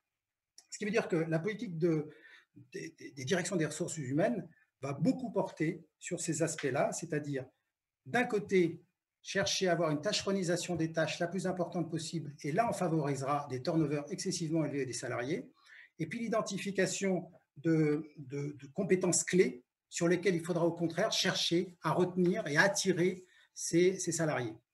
Et vous remarquerez que cela va de pair avec le travail qui est fait par un grand nombre de grands groupes sur ce qu'on appelle la marque employeur. La marque employeur a deux finalités, celle d'abord d'attirer des talents et sur lesquels on pourra avoir une rotation, et d'autre part d'attirer des talents sur lesquels on cherchera à les préserver un peu plus dans la durée parce que ce seront des compétences clés. Donc vous voyez, pour les entreprises, tout ce modèle économique va vers une logique quand même assez libérale. La flexibilité, l'agilité, qui sont des maîtres mots actuellement en matière d'organisation et dont on vante les mérites, elle se fait quand même d'abord sur la logique des emplois. Et je voudrais terminer mon propos simplement par rapport au rôle et la position des syndicats. C'est très difficile à un moment donné, déjà que la représentation des syndicats dans nos pays est excessivement faible, je parle de la France, pas évidemment de l'Allemagne, mais d'arriver à maintenir un discours syndical et d'arriver à rassembler des salariés qui ne sont plus dans l'entreprise, ça pose d'énormes problèmes. Et déjà, les syndicats se posent la question de déjà qu'ils ne sont pas très représentatifs, comment vont-ils pouvoir l'être dans le futur? On commence à voir apparaître un syndicat d'indépendants, mais il a excessivement du mal à se structurer. Donc le dialogue social en entreprise, ça va être vraiment un enjeu du 21e siècle. Et là-dessus, peut-être que Pierre-Yves pourra nous apporter des éléments sur la façon dont ça pourrait évoluer. Voilà, j'ai tenu mes 10 minutes. Oui, très bien. Merci beaucoup et merci de me faciliter la transition avec Pierre-Yves qui va peut-être nous parler aussi des syndicats. Pierre-Yves Gomez, je vous laisse la parole. Oui, merci. Habile transition, mais enfin diabolique transition, parce que ça va m'obliger à répondre à ces questions, ce que j'avais pas prévu dans un premier temps, mais on pourra le faire dans le débat. Moi, ce que je voulais vous partager, un peu pour chapeauter les 3 interventions qui viennent d'avoir lieu, parce que je ne peux pas rajouter à des choses très intelligentes qui ont été dites. Ce sont plutôt des convictions sur un certain nombre de thèmes. Alors, le premier thème que Thomas a évoqué d'entrée de jeu, c'est cette rhétorique de la fin du travail, la disparition du travail, la disparition des emplois, cette sorte de rhétorique de la peur, qui maintenant a quelques années. Bon, en fait, elle n'a pas quelques années, elle a 3 siècles. Depuis l'origine du capitalisme, ce thème est récurrent. Le thème de la fin de l'emploi est récurrent. Et le thème de la disparition des emplois contemporains pour des emplois futurs qu'on ne connaît pas et peut-être qui vont disparaître, il est récurrent. Il a toujours été servi, alors par la positive, hein, par la disparition du travail, on ne travaillerait que 3 heures et grâce à ça, ce serait une société de loisirs, par Marx lui-même d'ailleurs. Dans le 3e du Capital, il parle de la disparition de l'emploi salarié, et par Keynes, Thomas a cité Fourastier. Mais c'est pas un thème nouveau, ça. C'est un thème constant. Donc, plus intéressant, à mon sens, que la disparition du travail, il faudrait se poser la question, et on va le faire tout à l'heure, dans quelques secondes, à qui ça sert ce discours? À qui ça sert de d'énoncer systématiquement, régulièrement, des discours sur la fin du travail? Donc, le fait qu'on ne connaisse pas les emplois à 40 ans, par exemple, comme on aime le répéter dans les écoles ou dans les entreprises aujourd'hui, on ne connaît pas les emplois à 40 ans, mais enfin, à quelle époque connaissions-nous les emplois à 40 ans? Thomas parlait du chauffeur de taxi, enfin le chauffeur de fiacre remplacé par le chauffeur de taxi qui peut-être sera remplacé par l'automobile autonome. Très bien, mais en fait, c'est sûr qu'en 60, on ne connaissait pas les emplois de 2000 et qu'en 1820, on ne connaissait pas les emplois de 1860. Voilà, donc ça, c'est pas nouveau, et ne tombons pas dans le piège de cette rhétorique. Ne tombons pas, je crois, non plus dans le piège de cette vision très, alors pour le coup économiciste, pardon pour mes amis, je suis économiste moi-même, hein, donc pour mes amis économistes, qui consiste à voir le monde qu'à travers le prisme économique. Or, l'économie, sont aussi des institutions, comme l'école de la régulation nous le montre, enfin, l'école néo-institutionnaliste nous l'indique. L'économie, ce ne sont pas que des marchés, des entreprises, ce sont aussi des institutions telles que les évolutions sont toujours accompagnées par des transformations, des lois, des mentalités, vous voyez, par l'ensemble des institutions. Tout à l'heure, Hervé citait Colbert et le fait qu'il préférait pas utiliser une machine, parce que son travail, disait-il, c'était de donner de l'emploi au sujet du roi. Je connaissais une histoire comparable avec un empereur chinois qui a refusé d'introduire, en l'occurrence, c'était une machine à tisser, parce que ça détruisait trop d'emplois.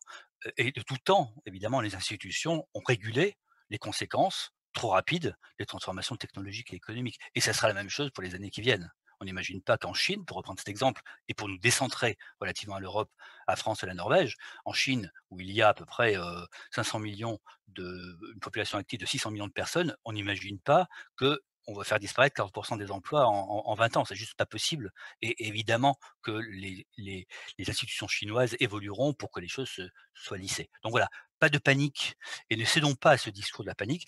Et je crois plutôt interrogeons-nous sur sa raison d'être. À quoi sert ce discours dont on sait encore une fois qu'il est il n'est pas faux, bien sûr, il y a des transformations, mais il est excessivement tragique. À quoi sert-il? Alors je crois que, et c'est mon second point, il ne faut pas être naïf relativement à ce type de projection, quel que soit le sérieux des projections. Mais Thomas a dit le sérieux des projections, mais avec tellement d'hypothèses que voilà, il faut les prendre toujours avec précaution, hein. D'abord, je pense qu'il y a une conséquence immédiate sur les marchés financiers. Tout ce qui se dit sur l'évolution du travail est aussi servi par le fait que les marchés financiers ont besoin d'investissement et ont besoin de ce que j'ai appelé dans un livre de relais de croyance, c'est-à-dire de fait qu'on croit que certains secteurs vont exploser, que voilà, et donc on mise beaucoup d'argent sur ces secteurs parce que le capitalisme spéculatif mise sur des promesses comme ça dans des évolutions très rapides de certains secteurs. Et donc ce discours de la fin du travail, de l'intelligence artificielle qui va tout remplacer, voilà, de la robotisation, sert l'investissement dans ces secteurs. Vous avez suivi, comme moi, les évolutions de la bourse récemment. C'est quand même incroyable que les GAFAM fassent 25% maintenant à elles seules. 25% du Standard & Poor's, enfin l'équivalent du CAC 40 américain, 25% à elles seules. Et Tesla a pris, alors je ne sais plus où il en est, mais a dû prendre, je ne sais pas, 200% en un an. Et Tesla est associé à tout ce qu'on dit de cette transformation du travail, de la voiture autonome, etc. Donc voilà, ça sert des investissements, des investisseurs et des spéculations sur certains secteurs. Deux, la peur de la disparition du travail joue un rôle de pression sur le marché du travail. Je pense qu'il ne faut pas aussi être naïf relativement à ce discours. Le fait d'anticiper des transformations qui pourraient même mettre en cause le travail, ça conduit à exercer une pression sur les travailleurs actuels en leur disant: «Mais vous savez, votre emploi, il est menacé à terme, il peut être menacé à terme. Soyez relativement, heureux d'en avoir un aujourd'hui et adaptez-vous, soyez flexibles». J'ai même lu une thèse sur la flexibilité de l'humain devant la technologie. C'est vous dire si la flexibilité, est devenue, essentielle dans ce discours. Voilà, soyez flexibles, adaptés, parce qu'il peut y avoir une disparition. Donc ce discours de la peur, de la peur par disparition, vous voyez, je crois aussi il sert voilà, les rapports de force sur le marché de l'emploi qui n'ont pas disparu avec la période contemporaine, au contraire. Donc voilà, relativisons ces discours dans une analyse historique longue. 2, ne soyons pas naïfs sur leur usage et donc n'accompagnons pas leur usage. Prenons le recul que mes amis économistes et Pascal ont pris sur ces choses-là pour regarder la réalité telle qu'elle est et non pas telle qu'elle est fantasmée. Voilà, je fais ma thèse, moi, à la fin des années 80 sur la transformation des banques, et la grande idée à l'époque, c'était la banque sera la sidérurgie de demain. Fin des années 80, hein. La banque n'a jamais été la sidérurgie d'hier, tout simplement parce qu'institutionnellement, c'était pas possible, et donc on a accompagné les transformations du système bancaire qui ont été très fortes, le système bancaire s'est beaucoup digitalisé, mais on l'a accompagné pour éviter le désastre social. Donc, voilà, je crois que ce sera le cas et que donc sans paniquer, il faut regarder ce qui se passe. Alors je vais revenir et rebondir sur ce qu'a dit, en particulier, Pascal sur ce que je constate dans les entreprises, les transformations des organisations. Alors d'abord, je crois que la période, originale que nous vivons aujourd'hui, j'évite d'employer les termes crise à tout bout de champ. Donc la période originale que nous vivons avec le phénomène sanitaire, n'a fait qu'accélérer une tendance que Pascal a déjà décrite et d'ailleurs que que tous mes collègues ont déjà décrit, une tendance à une transformation du travail et de l'emploi qui date maintenant d'une bonne vingtaine d'années. Heu, Simplement, ça s'est accéléré et ça s'est accéléré en mode dégradé. Par exemple, quand on parle de télétravail, je crois que c'est Pascal qui a repris le terme tout à l'heure en soulignant que le télétravail, le fait de travailler chez soi derrière un écran, c'est une forme de télétravail et même c'est pas vraiment du télétravail, c'est du travail à distance en mode dégradé. Parce qu'en fait, on n'avait pas organisé le travail pour travailler à distance. Donc en fait, on l'a fait en bricolant et depuis, 1 an, on bricole en utilisant des outils digitaux pour travailler à distance. On peut pas appeler ça du télétravail, c'est-à-dire du travail articulé avec le travail en présentiel, enfin en physique et qui fait que, il y a une production. Donc quoi qu'il en soit, et je le vois dans les entreprises, il y a eu là, pour le coup, il y a une vraie panique parce qu'on est passé du discours digital un peu euphorisant, enfin euphorique et euphorisant sur les transformations à terme, un jour, ça se faisait, au fait qu'il a fallu se réorganiser en quelques semaines pour pouvoir, travailler à distance. Et c'est le second point que je constate, enfin le second élément que je voudrais souligner dans la situation actuelle, c'est, ce que j'appelle le désenchantement digital. Heu Dans les entreprises jusqu'à aujourd'hui, la digitalisation était très positivement, enfin était présentée de manière très positive comme une manière d'engager autour d'un projet, d'une transformation, encore une fois avec cette logique de la peur, hein. Ça va transformer, attention, il faut s'adapter, il faut être flexible, mais c'était considéré comme moteur positif. De manière très étonnante peut-être, moi je constate dans les entreprises qu'il y a un grand retour en arrière, un grand conservatisme et quoi qu'il en soit, un désenchantement face au digital. Alors d'une part parce que pour les managers, c'est très compliqué de gérer vraiment le digital.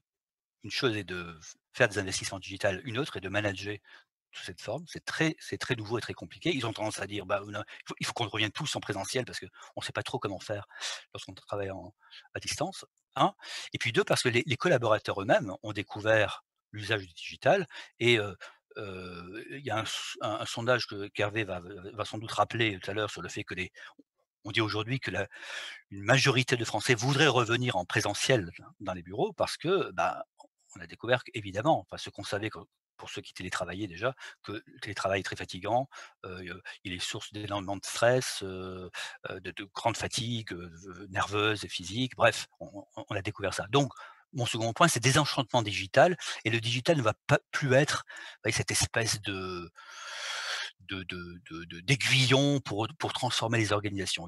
On revient plus de réalisme par rapport à une technologie. Et enfin, j'en arrive à mon troisième et dernier point. Ce que je constate, ça fait peut-être faire écho à la question de Pascal. Moi, ce que je constate de plus important aujourd'hui dans les organisations, c'est le besoin de reconstituer des communautés. Enfin, le sujet, il est là. Heu, Depuis une trentaine d'années, la financiarisation, puis la digitalisation dont je viens de parler, a eu tendance à dégrader les collectifs de travail.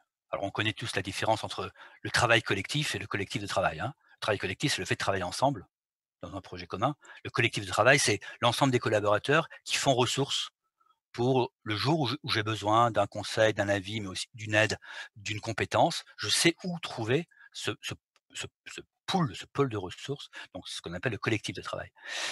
Or, la financiarisation puis la digitalisation ont dégradé le collectif de travail très fortement parce qu'on a extrêmement individualisé les performances, parce qu'on a fortement subjectivé le travail avec ce travail, les élites, vous savez, les hauts potentiels, les personnes à fortes compétences qu'il fallait choyer, l'expérience collaborateur, mais qui concerne les cadres de bons, sinon des hauts niveaux. Donc on a très centré sur ce travail très subjectif et donc on a dégradé, le collectif. Et enfin, parce qu'on a extrêmement investi dans le travail collectif, vous savez, travailler en équipe, et pas dans le collectif du travail. Tout ce qui fait que, on est bien ensemble au travail. Et ça s'est vu fortement pendant le premier confinement, lorsqu'on a découvert que si les éboueurs, les personnes dans les hôpitaux, les subalternes, dans les hôpitaux, enfin les personnes considérées comme subalternes dans les hôpitaux ne travaillaient pas et n'exerçaient pas leurs fonctions, tout s'arrêtait. Et cette découverte du collectif nécessaire, parce que c'est leur engagement qui a permis que ça ne s'arrête pas, a ébranlé, les convictions, y compris des collaborateurs, dans le fait que, vous voyez, en nous centrant sur le sujet, l'élite des travailleurs, on allait réellement créer de la valeur. Et je crois que dans les entreprises, pour les entreprises que je rencontre, heu, le grand thème et même la grande hantise, c'est retrouver les communautés de travail. Comment on peut refaire du collectif de travail aujourd'hui, vous voyez, quelque chose qui n'est pas du travail collectif, hein, j'insiste, du collectif du travail, au moment où une partie des travailleurs, parce qu'elle a dit une partie seulement, peut travailler à distance.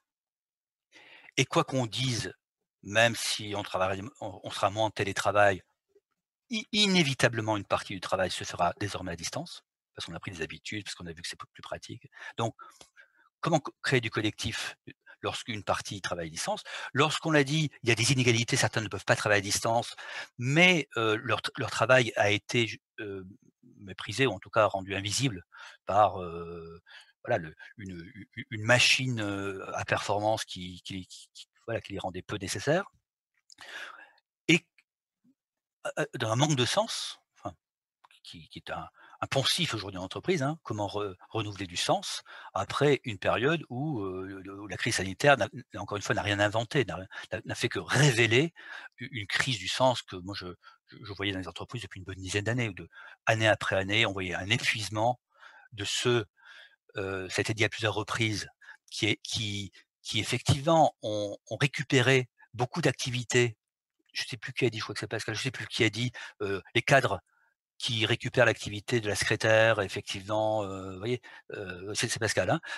C'est vrai qu'on a eu cette tendance à faire disparaître des emplois, et à concentrer les activités des emplois qui ont disparu sur d'autres. Sauf que ça a épuisé ceux qui sont multi-activités, et quand l'épuisement des cadres, c'est là aussi, c'est devenu un vrai sujet dans les entreprises. Alors je ne vais pas vous refaire le thème du burn-out, mais au-delà du burn-out, le désengagement, le fait de prendre la distance, et soudain, tout s'est arrêté en mars, et on était devant la vérité des choses, c'est-à-dire, pourquoi je cours, quoi?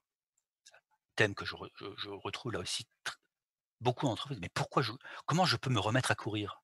Comment je peux recommencer à exercer l'activité ou la multi-activité que l'on me demandait de faire avant cette crise? Voilà, on en est là aujourd'hui. Moi, je crois que le thème principal, alors pour rester dans notre sujet, hein, l'emploi, le travail, pardon, pas l'emploi, le travail au XXIe siècle.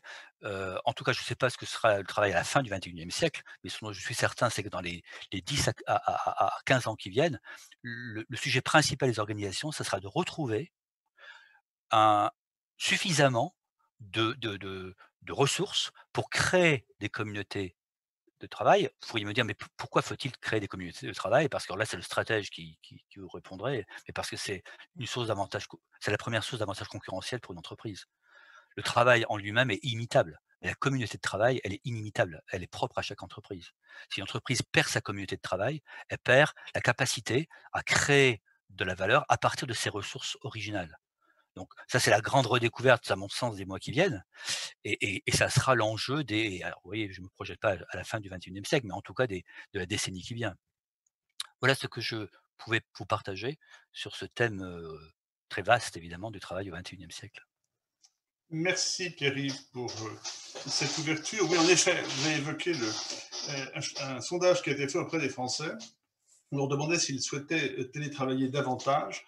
Et en septembre 2020, ils ont répondu que non à 71%, alors qu'on avait une réponse beaucoup plus positive en avril 2020. Il y a une véritable évolution par rapport à ça et de véritables interrogations sur le travail à distance, sur le télétravail. Alors, je vais vous transmettre un certain nombre de questions qui sont arrivées sur le chat. il y a des questions, plusieurs questions sur les contrats de travail qui s'adressent peut-être plus à Pascal Gustin. Sur les différents types de contrats de travail, on nous demande au fond si un seul contrat de travail ne faciliterait pas la vie des travailleurs, qu'on dépasse la logique du CDD et du CDI, ou bien il faudrait tout à fait autre chose. Vous avez un mot de dire, Pascal Gustin, là-dessus? Tout le monde peut répondre. Hein, mais... Alors, Laura pourra peut-être répondre sur la durée des contrats. Moi, ce que je constate simplement, c'est que il y a quand même bon nombre de dirigeants qui sont en train de mettre de côté, vraiment les CDI, en essayant de limiter le nombre de CDI et d'aller vers avoir un certain nombre de contrats à durée déterminée s'il le faut, mais surtout qui cherchent à développer toute la partie des travailleurs indépendants. Et vous avez maintenant, dans un grand nombre de sociétés, de grosses sociétés françaises, que ce soit dans le tertiaire supérieur, dans le numérique, dans l'ingénierie, etc., qui ont sur leur plateforme, leur site web, une partie emploi, offre d'emploi, dans lequel on propose deux choses. Des contrats de travail, soit en CDI, soit en CDD, et à côté, une plateforme de freelancing qui soit quelque chose qui est dédié à la propre entreprise, avec derrière une logique. Si vous devenez freelance avec une entreprise, vous avez des formes de possibilités. Si vous revenez, si vous êtes bien noté, à ce moment-là, vous serez mieux rémunéré. Enfin, il y a tout un système qui est très proche de ce qu'on peut trouver sur des plateformes tout simplement de réservation en ligne de produits ou de services, de voyages, d'hôtels, etc., etc. Donc, ce sont des plateformes où donc, ce que je vois évoluer dans la forme de contrat de travail, c'est d'abord de limiter le salariat à proprement parler, et ça, c'est des entreprises les plus néolibérales, les plus libérales qui essayent de faire ça. Alors après, se pose la question, ces entreprises-là, comment vont-elles créer ce que Pierre-Yves appelle vraiment les communautés de travail? Là, on peut se demander si ces dirigeants ne se tirent pas une balle dans le pied parce que est-ce qu'ils sont en train de resserrer alors, ils ont fait des identifications en disant voilà, là, je veux créer des communautés de travail sur des compétences tout à fait clés et puis je cherche à externaliser, d'outsourcer ce que j'estime être des savoir-faire que je peux acheter à l'extérieur de façon récurrente sans que ça pénalise mon avantage compétitif. Donc ça crée des modèles économiques qui sont plus complexes et ça génère de ce fait des modes de management où on gère des gens qui sont dans l'entreprise et on gère des gens qui sont à l'extérieur de l'entreprise. Hervé, on ne vous entend pas. Oui, il y a une contradiction dans ce que vous dites par rapport à ce que dit Pierre-Yves. Comment constituer des communautés de travail avec des gens qui ont des statuts extrêmement différents. Pierre-Yves, il y a une question qui s'adresse directement à vous, très courte, vous pouvez répondre rapidement, sur les collectifs de travail et ce que vous avez dit là, sur les... Travail collectif, collectif et collectif de travail, c'est ça. Il y a des internautes qui voudraient avoir une précision brève là-dessus. Précision, je renvoie un webinar que je mardi prochain à 1h, c'est gratuit. Mardi prochain sur cette question. Donc, s'ils veulent en savoir plus. Voilà. Non, le travail collectif. Ça, c'est la distinction qu'on trouve chez Danielou, chez Yves Clos. C'est classique en sociologie du travail. Hein. Le travail collectif, c'est le travail que nous réalisons ensemble. Par exemple, une équipe de rugby, quand elle joue son match, exerce un travail collectif. La mêlée, etc. Ils jouent ensemble. Le collectif de travail, c'est les ressources. Ce sont les ressources que chaque joueur de l'équipe peut trouver chez ses collaborateurs, chez ses partenaires, chez l'entraîneur, chez peut-être d'ailleurs le public, qui permettent parce qu'il y a une communauté qui permettent de trouver donc la bonne ressource au bon moment. Ça s'appelle un collectif de travail. Voilà. Alors on peut aller plus loin si vous voulez. Je donne rendez-vous mardi, mais je voudrais quand même rebondir sur ce qu'a dit Pascal. Est-ce que je peux le faire? Oui. Bon, je constate ça aussi, Pascal, c'est-à-dire le fait que les entreprises cherchent, et à mon avis avec un peu de naïveté à une époque, cherchent comme ça imaginent qu'une large part de leur salariat, enfin de leurs collaborateurs, pourrait être externalisée en quelque sorte et gérer ça. Et c'est vrai qu'elles le font. N'oublions pas que les services tout ce qu'on appelle le facility management, hein, les services d'aide à l'entreprise, accompagnement, le nettoyage, la restauration, l'accueil, tout ça, ça a été externalisé, hein, donc c'est déjà entamé. Mais je crois que c'est un peu négatif. Je me souviens d'ailleurs d'un débat avec des dirigeants qui me racontaient, il y a quelques années, hein, quelque chose comme ça. Ils étaient ravis d'imaginer que tous leurs salariés, à la limite, pouvaient être, voilà, externalisés. Et je leur ai dit: «Mais ils vont partir, vous savez, ils vont pas rester avec vous. Pourquoi vous voulez que» et je me suis rendu compte à ce moment-là, ça paraît très naïf comme ça, hein, mais qu'ils n'avaient pas pensé ils avaient pas imaginé que c'est toute la communauté qui du coup disparaissait, hein. Si vos joueurs de rugby, heu, sont stipendiés de telle façon qu'ils viennent jouer au rugby à chaque fois qu'il y a un match, ça va pas être tout à fait la même chose qu'une équipe, de rugby, vous voyez, qui essaie de gagner un championnat. C'est pas tout à fait la même chose. Donc ça sera géré. Et en sens inverse, je voudrais, rappeler qu'il y a, alors notamment en Belgique, c'est pas possible en France, mais ça viendra, qu'il y a des coopératives qui mutualisent le travail des, heu, des freelances, de façon à leur signer des contrats de travail en CDI, vous voyez? Et de façon que le freelance ne soit plus en comment dire? Un partenaire commercial de l'entreprise. Il est salarié de la coopérative et c'est la coopérative qui facture à l'entreprise. Tout en maintenant, c'est possible en Belgique, c'est pas possible en France, tout en maintenant le statut d'auto-entrepreneur, enfin d'entrepreneur du freelance. Donc il y a aussi du côté des employés des logiques d'action qui font qu'on invente, des parades à un marché du travail qui serait hyper favorable à mon avis, dans les mythes de certains dirigeants, hyper favorable à l'entreprise, qui pourrait, taper dans une sorte vous voyez, de pool de salariés corvéables à merci, et les salariés attendraient patiemment d'avoir du travail. Je crois que de leur côté aussi, enfin les freelances, ils s'organisent, il y a des choses intéressantes qui se D'accord. réalisent. Merci. Alors, une question très, très, très générale. Serait-il possible un jour d'envisager en France de travailler moins tout en gagnant la même chose? Voilà, c'est une question. C'est pas travailler plus pour gagner plus, parce que dans une époque, mais c'est travailler moins pour gagner autant ou plus. Ça intéresse Thomas, ça te dit quelque chose, cette question? C'est une question de choix politique? Je pense que on peut pas tous travailler moins en gagnant plus, mais ce qu'il y a derrière cette question, je pense, c'est vraiment la question du partage des richesses aussi. Comment Mmh. on s'organise pour on a vraiment vu récemment une explosion des inégalités, à la fois entre les gens qui détiennent du capital et ceux qui détiennent du travail, et puis entre les gens les mieux rémunérés et les moins bien rémunérés. Et du coup, c'est possible pour beaucoup d'entre nous si on accepte de prendre un peu à certains quand même. Voilà. Pour donner une réponse courte, je pense que ce serait possible, mais il y a cette question du partage. Merci pour cette réponse courte, Thomas. Il y avait aussi une remarque en disant le travail indépendant est la forme moderne de l'esclavage. Je ne sais pas si quelqu'un veut commenter cette remarque d'un des. Moi, je veux bien rebondir Rebondissez. un tout petit peu là-dessus, dans la lignée de ce que disait Pierry.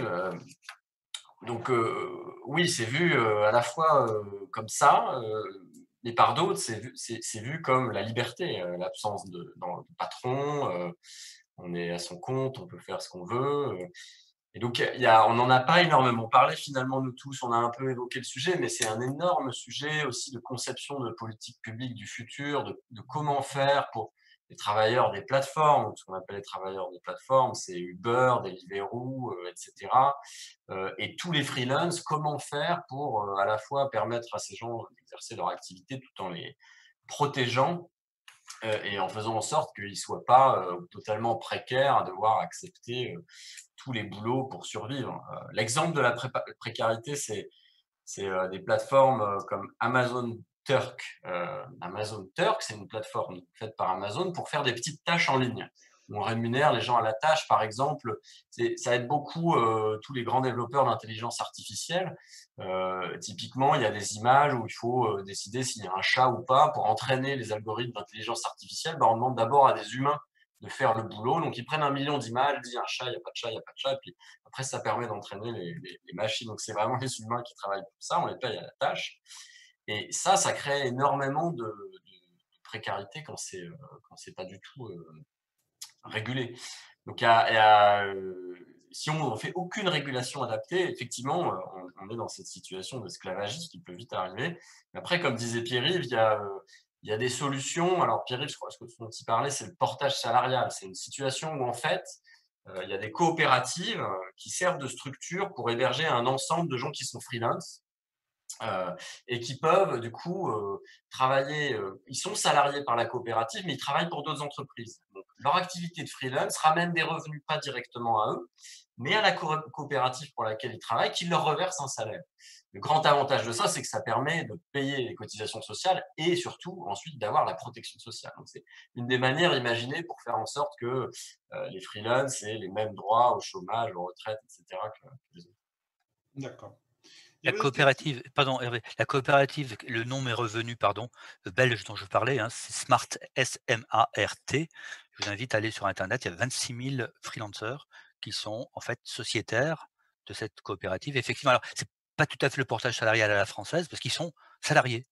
Donc ils sont à la fois entrepreneurs tout en étant salariés de la coopérative. Et juste un point, la question c'était: est-ce que le travail indépendant est un esclavage? C'est drôle parce que le salariat a été considéré comme de l'esclavage au XIXe siècle. Oui, Pascal, vous pouvez peut-être intervenir, et Et ça a Pascal été tout Gustin a envie de un réagir par rapport à ça. Vous voulez réagir, Pascal? Hervé, je pourrais simplement dire un mot par rapport à cette notion de collectif de travail. Un point qu'on n'a pas évoqué, c'est que ce que permet en premier le collectif de travail, c'est tout un travail d'apprentissage, de professionnalisation et de compagnonnage. Tous les jeunes qui sortent de formation apprennent un métier dans un collectif de travail. D'accord, oui. Et on risque d'avoir un grand nombre de jeunes qui sortent, qui vont prendre des statuts d'indépendants, mais ils n'auront pas appris un métier. Et là-dessus, le lieu de professionnalisation, les lieux où il peut y avoir des échanges, des règles, il peut y avoir un certain nombre de partages, où on apprend avec du compagnonnage, ça se fait. Et là, il y a un mélange intergénérationnel qui est excessivement important. Donc, il y a vraiment un vrai risque, c'est qu'on ait une baisse en matière de compétences sur un ensemble de populations qui vont être d'accord, attirés par des éléments de liberté, mais qui n'auront pas les avantages, les contraintes. Hein. Un collectif de travail, ce sont des contraintes aussi. C'est vrai qu'il y a des modes de régulation qui peuvent être pénalisants pour certaines générations. C'est vraiment un grand risque. Et là-dessus, je pense qu'on ne perçoit pas encore l'intérêt de ce que c'est d'être dans un collectif. Je m'interrogeais pour Laura sur ces collectifs de travail. Est-ce que c'est la même chose en Norvège finalement? Est-ce que la question se pose de la même manière ou est-ce qu'il y a une pratique spécifique par rapport à ça? Bah, écoutez, ici, comme je disais, je pense qu'il y a moins de la part du travail temporaire et cetera, donc un peu de cette, la part de cette fragmentation du travail, elle est quand même moins importante. Donc peut-être de ce point de vue-là, les collectifs sont un peu plus préservés et aussi je pense qu'il y a une chose un peu culturelle qui est assez différente. Enfin, si je peux parler juste de mon expérience personnelle à l'université, il y a beaucoup plus d'horizontalité il y a beaucoup moins de hiérarchie dans les relations professionnelles et donc j'ai l'impression que de ce point de vue-là, la communication entre, voilà, le patron et le plus petit employé, par exemple, ou donc dans le monde universitaire, le doctorant et le professeur est beaucoup plus fluide et heu et peut-être, oui, de ce point de vue-là, permet un meilleur collectif et et le dernier point, c'est qu'aussi, il y a le poids des syndicats est aussi, assez différent ici. Beaucoup plus présent, la syndicalisation est beaucoup plus importante, donc ça peut aussi jouer, là-dessus. D'accord, merci pour cet éclairage nordique. Il y avait une question à Pascal Gustin, parce qu'il avait évoqué les contrôles du télétravail. Est-ce que c'est finalement Big Brother à la maison? Ah oui, la grande idée qu'il peut y avoir, c'est que j'ai lu beaucoup de textes sur le télétravail en me disant. C'est pas très fort, Pascal. Je ne sais pas si votre micro est loin, on n'entend pas très très bien. Vous entendez mal là? Moyen. Moyen. Je disais, il y a beaucoup d'écrits qui sont apparus en disant que le télétravail, travail à la maison, était demandé par des salariés qui se sentaient moins contrôlés. Or, il faut savoir qu'il n'y a rien de plus facile à contrôler justement que le digital. Et on voit apparaître des offres de services de tas de sociétés qui analysent tous les flux numériques qu'il peut y avoir dans une organisation en les anonymisant, hein, donc c'est pas un contrôle, mais qui vous décrivent derrière les dynamiques d'équipe. Si des équipes sont en dynamique, si des projets, ils sont capables simplement en analysant l'ensemble des flux, qu'ils soient des flux vidéo, qu'ils soient des flux de mails, etc., ils sont capables de vous donner des tendances en vous disant, voilà, on voit un projet qui est en train de se développer, on voit quelque chose qui est actif, etc. etc. Donc, la logique du contrôle par le numérique est beaucoup plus importante. D'ailleurs, la tâcheronisation Et les exemples qu'évoquait Thomas par rapport à Amazon qui donne des petites tâches tâcheronisées, etc., ça permet d'avoir un contrôle en termes de productivité excessivement important. Les premiers exemples de tâcheronisation, c'était les fermes à clics qu'il y avait à Madagascar ou qu'il y avait dans un certain nombre de pays à bas coût de main-d'œuvre, où là, il y avait une productivité, les gens étaient payés à la productivité, à la tâche effectuée. Donc, le fait de croire qu'il n'y a pas de contrôle, c'est une erreur. Par contre, ce qui est certain, c'est qu'il n'y a pas de collectif. D'accord. Une autre question sur la notion de bien commun. Est-ce qu'on pourrait considérer en entreprise que le savoir-faire serait un bien commun? Peut-on imaginer sur cette base une gestion commune des employeurs et des salariés soit mise en œuvre dans le recrutement et la formation? Alors, je vous laisse réfléchir sur le travail ou le savoir-faire comme bien commun. Est-ce que ça vous inspire? Non, pas trop? C'est une réponse, mais je veux Oui, pas. merci Thomas. Si quelqu'un. Il y a un mouvement un peu dans ce sens-là, dans les cercles plutôt managériaux et RH, et peut-être que Pascal en parlera mieux que moi, mais qui va de réflexion sur changer les pratiques managériales, associer beaucoup les salariés aux décisions, faire de l'autonomie.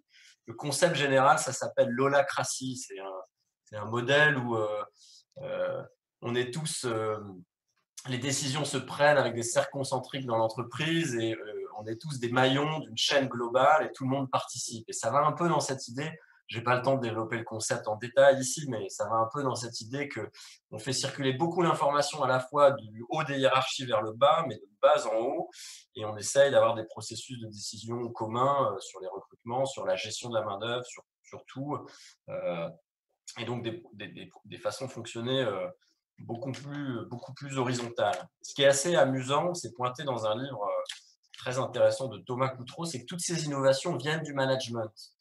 Et les syndicats, à la fois historiquement, au long du XXe siècle, à la fois les syndicats et les partis politiques de gauche, qui pourraient être en avant sur ces questions-là d'organisation du travail, elles ont beaucoup fait l'impasse de ces questions-là pour se concentrer sur des questions de vraiment salaire, rapport de force, et sur la question salariale beaucoup. Et toutes ces questions d'organisation et de faire peut-être effectivement du bien commun ont été beaucoup évacuées. Donc ça revient presque par le haut, par le management et les RH qui se disent là, c'est vraiment plus possible comme ça fonctionne, il faut faire quelque chose.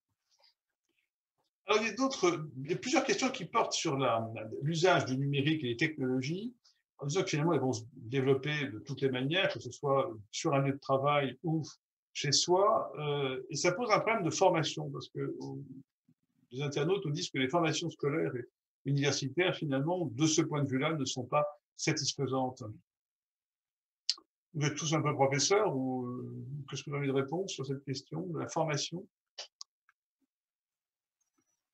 Eric, ça vous inspire, ça, la formation? Oui, je veux bien que ça m'inspire. Je voudrais réagir juste à ce que vient de dire Thomas, parce que ça m'inspire aussi. Si c'est venu du management, c'est pour la raison que j'ai essayé d'évoquer. C'est-à-dire qu'en fait, le management est coincé par l'absence de collectif de travail. Et donc, il cherche des solutions parce que voit bien que la création de valeur, que voit bien que oui, le management lui-même n'est pas possible sans elle. Donc, moi, ça m'étonne moins que Thomas, avec lequel j'étais en dialogue justement, parce qu'il voit ça de manière très macro, Thomas Coutreau, très, très macroéconomique. Mais en micro, vous savez, le manager, il cherche vraiment à mobiliser et à engager des collaborateurs qui se sentent de moins en moins partie prenante. Alors sur la formation, alors je peux pas j'ai pas de joker, hein, mais disons que je crois qu'on surestime peut-être un peu la formation. Il y a des choses connaissances de base à avoir, mais vous voyez, y compris mes étudiants, qui sont très à l'aise, puisqu'ils sont, bignoles, ils sont nés avec tous ces outils. C'est vrai qu'ils sont bien plus à l'aise que moi, ça c'est pas difficile. Enfin en tout cas, mais l'usage est quand même relativement simple. Vous savez, on utilise toujours les mêmes choses et c'est pas aussi sophistiqué qu'on l'imagine. En tout cas, moi qui utilise maintenant beaucoup, c'est pas aussi sophistiqué qu'on l'imagine. Donc, c'est vrai que il faut partager, hein, pour éviter l'inégalité, la fracture digitale. Il faut qu'il y ait un minimum de formation, mais je crois qu'il faut surtout un minimum d'équipement et que la véritable inégalité, elle tient à l'équipement. des personnes. Si effectivement, pendant le confinement, j'ai vu des jeunes qui n'avaient pas d'ordinateur et donc qui suivaient les cours sur des téléphones. Bon, c'est sûr que, on n'est pas tout à fait la même configuration que le prof qui lui a 2 écrans et ou l'étudiant est suréquipé. Donc pour moi, c'est plus l'équipement et l'investissement que la formation elle-même, même si j'entends que c'est une partie de l'investissement. Il y a une question aussi qui s'adresse peut-être, je pense, à Thomas aussi, sur les politiques publiques. Est-ce que vous pensez que les politiques publiques, actuellement, sont au niveau pour assumer les grandes transformations de productivité liées à la transition climatique et donc liées aux défis numériques? Quid des politiques publiques? Qu'est-ce que vous pouvez nous en dire? Voilà. Est-ce que je pense qu'on est au niveau? Alors pour la transition climatique, non. Mais ça, je pense que tout le monde est d'accord. Enfin, j'espère ici. Je ne crois pas. On a déjà du mal à anticiper une deuxième vague de Covid à 6 mois. Alors, j'ai l'impression que pour ce qui s'agit d'anticiper ce qui va se passer dans 20 ans, mais c'est quand même bientôt pour le climat, on n'y arrive pas du tout. Mais c'était pas vraiment ça le cœur de la question, c'est sur les transitions numériques. C'est une question difficile. En tout cas, moi, le point de vue que je défends, c'est assez proche finalement, je pense, de ce que disait Pierre-Yves, c'est-à-dire c'est pas une fatalité la disparition des emplois, et il y a effectivement des emplois qui vont plus exister, mais on peut faire plein de choses avec ça. On peut à tout prix en créer d'autres et se servir de cette peur des emplois qui disparaissent pour mettre les gens au turbin et leur dire, bah voilà, vous devez bosser avec des politiques publiques qui font que s'ils ne bossent pas, en fait, ils vont mourir de faim, donc ils vont devoir bosser et faire plein de petits boulots qui sont peut-être pas si utiles que ça, mais on peut aussi s'organiser différemment avec des politiques publiques qui vont être construites pour protéger les gens qui vont perdre leur emploi, leur aider à en trouver d'autres de qualité et éventuellement travailler un peu moins tous. Ça ne me ferait peut-être pas de mal. Voilà, on peut aussi. Voilà comment je vois les choses. Il y a pas mal de remarques sympathiques et des compliments aux intervenants, dont je me fais le relais. Merci les intervenants. Je remarque que ces remarques, l'intérêt du sujet et l'intérêt de vos réponses. Il est 17h26. Je vais vous proposer de vous laisser à chacun une minute à peu près pour dire ce que vous avez envie de dire en conclusion, parce qu'on devra rendre l'antenne, comme vous disiez dans le temps, à 17h30. Donc, si vous voulez, je vous propose chacun de disposer d'une minute pour répondre, voilà, pour apporter un élément de conclusion. Sinon, j'ai encore beaucoup de questions. Pour les auditeurs, enfin pour les internautes qui ont posé des questions ou qui ne sont pas tombés, je suis désolé, mais on est un peu contraint par le temps dans cette visioconférence comme dans toutes les autres. Qu'est-ce qui veut prendre la parole pour conclure cette table ronde en à peu près une minute? Peut-être je peux juste dire un mot rapidement? Oui, Laura, allez-y. Non, mais je pense que enfin, pour rebondir un peu sur déjà ce qui a été dit, mais je pense que oui, c'est important de un peu remettre au centre, les institutions et voir, comment on peut accompagner ces changements. Donc ça a été déjà un peu évoqué, mais justement au niveau de la formation, comment on peut équiper, les personnes qui perdent leur travail avec les nouvelles compétences qui sont en demande sur le marché du travail. Donc pour pas, rester sur ce constat de disparition du travail, mais juste accompagner la transformation et en même temps face aussi voilà, à l'augmentation des personnes en freelance, à ces contrats de plus en plus courts que j'ai évoqués, adapter aussi le système de sécurité sociale qui repose quand même aujourd'hui sur un modèle de salariat dans des contrats un peu permanents voilà, qui a plus trop l'air d'être au bout du jour. Donc il faudrait adapter cette protection pour à ces nouvelles formes d'emploi. Merci Laura. Il y avait des fois aussi des questions, enfin des remarques plutôt qui soulignaient que le système français était parfois dissuasif pour le retour à l'emploi de salariés qui perdaient comme ça par palier des aides. Qui veut intervenir en conclusion? Pascal? Oui, moi je veux bien dire un mot. Je reviens à la première question que vous nous avez posée à un moment donné, Hervé. C'était un internaute qui disait comment on pourrait faire pour que gagner autant en travaillant moins? Mmh. Je trouve que cette question est peut-être la base du problème.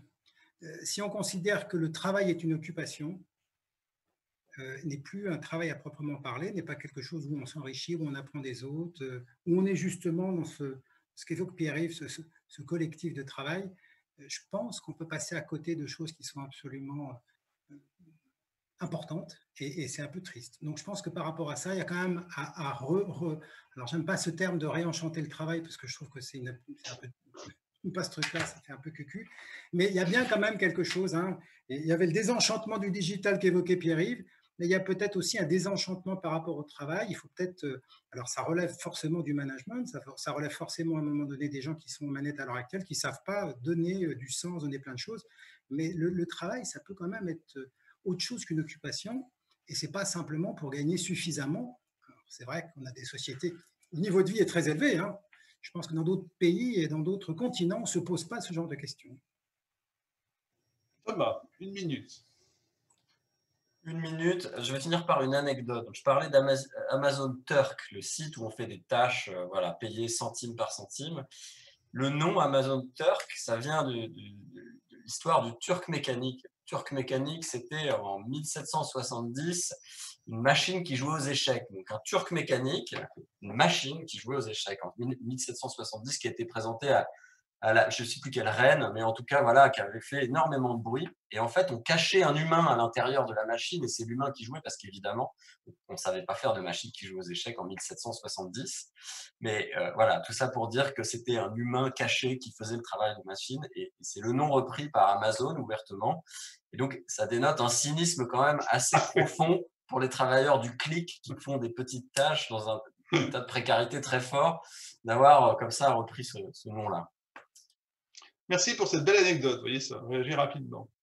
Pierre-Yves, c'est à vous que revient le plaisir de nous parler de nous. Alors 1 minute, je vais terminer la question parce que je ne l'ai pas fini tout à l'heure sur le salariat considéré comme esclavage. Au 19e siècle, il y a un grand débat, en France, aux États-Unis. La gauche considère que le salariat, c'est de l'esclavage. Je fais écho à la question de tout à l'heure sur le travail indépendant comme esclavage. En fait, on pensait que c'est le salariat. Ça pour dire que, avec le temps, vous voyez, il y a les transformations des représentations sont telles qu'aujourd'hui, on va défendre le salariat comme, l'espace même de la liberté, alors qu'on considérait que c'était de l'esclavage par rapport justement aux travailleurs indépendants qui étaient libres. Alors, je voulais juste terminer en rappelant ça, ne nous laissons pas contaminer par des représentations du futur qui, même de manière rigoureuse, projettent le passé. Inventons le futur que nous trouvons juste. Voilà. Écoutez, merci beaucoup pour ces conclusions. Je pense que les internautes pourront poursuivre leur réflexion avec vos ouvrages, avec vos contributions qu'on trouve assez facilement sur Internet. Et je crois que maintenant, il est temps de rendre l'antenne. Merci beaucoup.